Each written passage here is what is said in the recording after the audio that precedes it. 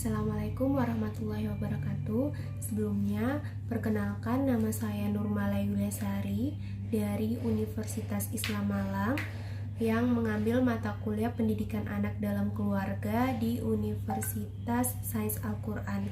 Di sini saya akan membuat kesimpulan mata kuliah Pendidikan Anak dalam Keluarga dari 7 kali pertemuan yang sudah kita lalui. Materi yang pertama itu menjelaskan pengertian, bentuk, struktur, dan fungsi keluarga. Nah, keluarga sendiri itu mempunyai tugas utama memelihara kebutuhan psikologis anggota-anggotanya dan kesejahteraan hidupnya secara umum. Nah, untuk struktur keluarganya sendiri, mulai dari pola dan proses komunikasinya. Yang pertama itu pola interaksi keluarga. Ini ada 4 fungsinya. Yang pertama itu bersifat terbuka dan jujur. Yang kedua, selalu menyelesaikan konflik keluarga. Yang ketiga, berpikir positif. Dan yang terakhir, tidak mengulang-ulang isu dan pendapat sendiri. Yang kedua, struktur. Nah, struktur peran. Peran ini kan perilaku yang diharapkan sesuai dengan posisi sosial yang diberikan.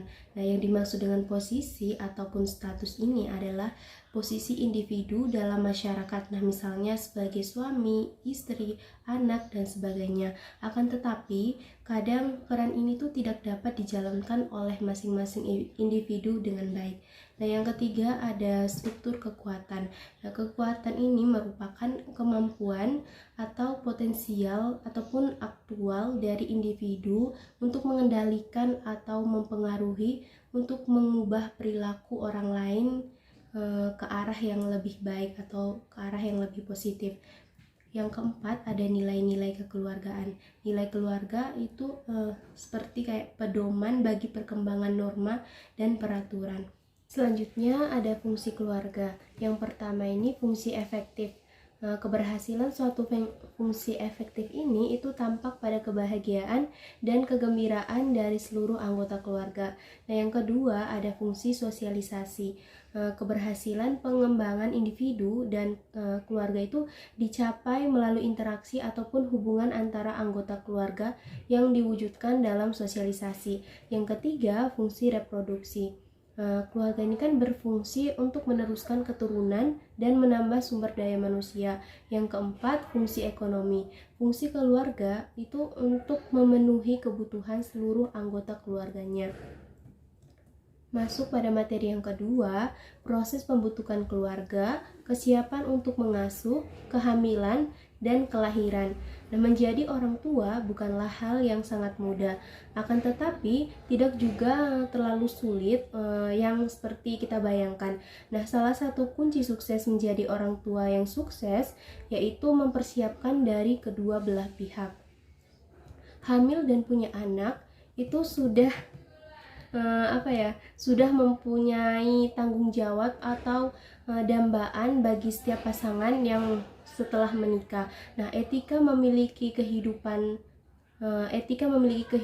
pun itu akan berubah dan pasti kedua pasangan akan menjadi orang tua. Oleh sebab itu, tidak ada salahnya jika sudah mempersiapkan hal ini sejak awal, mulai dari persiapan kehamilan sampai kelahiran. Namun, ini juga bukan menjadi tugas seorang istri saja, akan tetapi suami juga harus mengerti apa saja yang harus dipersiapkan untuk menjadi orang tua. Masuk pada materi ketiga, fungsi pendidikan dan pengasuhan keluarga. Perkembangan kepribadian seorang anak pastinya itu ditentukan oleh banyak faktor. Salah satunya adalah faktor pendidikan dan pengasuhan yang diberikan oleh kedua orang tuanya kepada anak. Orang tua adalah merupakan komunitas pertama yang ditemui anak semenjak dilahirkan. Nah, pendidikan dan pengasuhan orang tua itu memberikan pengaruh yang besar dalam membentuk kepribadian anak. Dalam membentuk kepribadian anak ini, pendidikan dan pengasuhan orang tua menurut psikologi dalam perspektif Islam adalah menerapkan konsep dan metode pendidikan yang jelas serta dapat diterapkan sesuai dengan rentan usianya. Nah, adapun pendidikan yang dapat diterapkan kepada anak antara lain, yang pertama itu pendidikan keimanan, yang kedua pendidikan moral atau akhlak, yang ketiga pendidikan akal, yang keempat pendidikan fisik, yang kelima pendidikan psikis ataupun kejiwaan, yang keenam pendidikan sosial, yang ketujuh pendidikan seksual. Sedangkan metode yang digunakan orang tua dalam memberikan pendidikan tersebut ini dapat digunakan seperti metode keteladanan, metode pembiasaan, metode perhatian, nasihat, ataupun metode hukuman. Masuk pada materi yang keempat, dimensi pengasuhan dalam keluarga. Nah, dimensi pola asuh orang tua itu dibagi menjadi 4 macam. Yang pertama itu kontrol. Nah, kontrol ini merupakan sikap saat orang tua dalam menerima perilaku dan tingkah laku anak yang tidak sesuai dengan harapan orang tua. Yang kedua, tingkah laku. Nah, di mana pada tingkah laku ini orang tua mampu mendorong kemandirian anaknya dan mengajarkan anaknya untuk bertanggung jawab atas segala tindakan yang dilakukan oleh anaknya. Yang ketiga itu komunikasi. Nah, adanya komunikasi verbal, baik komunikasi dua arah yaitu orang tua dan anak, ataupun komunikasi satu arah hanya orang tua saja. Yang keempat itu ada kasih sayang. Nah, adanya kehangatan, cinta, dan perawatan dari orang tua untuk anak sehingga anak itu merasa nyaman dan aman ketika mereka ada di samping orang tuanya. Masuk materi 5 itu karakteristik pola-pola pengasuhan. Pada pola asuh ini merupakan tuh sikap orang tua dalam berinteraksi dengan anak-anaknya. Sikap orang tua ini meliputi cara orang tua memberikan aturan-aturan, hadiah maupun hukuman, ataupun cara orang tua menunjukkan otoritasnya, dan cara orang tua ini memberikan perhatian serta tanggapan terhadap anaknya. Adapun jenis-jenis pola asuh, yang pertama itu pola asuh primitif. Pola asuh primitif ini disebut juga sebagai pola asuh yang toleran ataupun penuh kesabaran. Nah, ciri-ciri gaya pengasuhan ini adalah memiliki beberapa aturan ataupun standar perilaku, aturan biasa ataupun yang konsisten. Jangan berharap terlalu banyak dari anak dan terus mengasuh dan mencintai anak-anaknya. Nah, efek dari gaya pengasuhan ini itu anak-anak itu akan kekurangan disiplinnya diri, memiliki keterampilan yang buruk, dan itu akan sangat menuntut dan anak itu merasa tidak nyaman. Yang kedua ini pola asuh demokratis.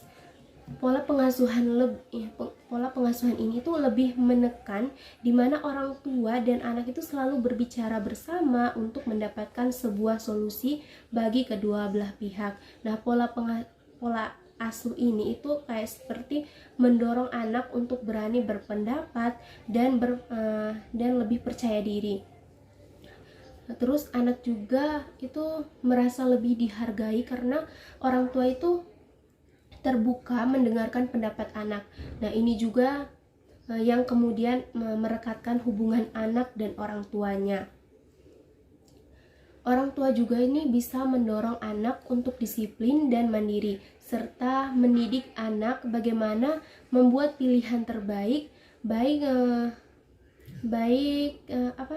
urusan dalam keluarga maupun sama teman-temannya dan lain-lain. Yang ketiga, pola asuh otoriter. Nah, pola asuh otoriter ini adalah cara orang tua memberikan kehangatan, dukungan, dan tanggung jawab kepada anak. Namun, orang tua dalam menggunakan pola asuh otoriter ini cenderung menuntut anak untuk mematuhi keinginan ataupun aturan yang diberikan oleh orang tua, dan tanpa menjelaskan mengapa aturan tersebut diberlakukan. Masuk pada materi yang keenam, pengaruh pengasuhan terhadap perkembangan anak.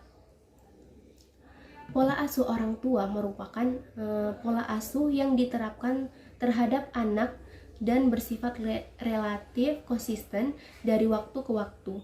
Nah, seorang anak itu ibaratkan sebuah cermin dari orang tuanya, maksudnya cerminan dari orang tuanya. Nah, anak yang diasuh dengan pola asuh yang baik, maka anak akan tumbuh menjadi pribadi yang baik juga. Dan sebaliknya, jika anak diasuh dengan pola asuh yang buruk, pasti anak juga tumbuh menjadi anak yang berkepribadian yang buruk. Selanjutnya, materi ketujuh, pola asuh orang tua karir dalam pembentukan karakter anak. Nah, setiap wanita karir pasti memiliki pola asuh yang berbeda-beda. Nah, pola asuh yang dibentuk oleh wanita karir itu sejatinya digunakan untuk membentuk kepribadian anak agar lebih baik. Karena masa usia dini adalah masa pembentukan kepribadian, yang mana anak masih dengan mudah menangkap dan meniru sesuatu yang akan dijadikan bekal hingga dewasa nantinya.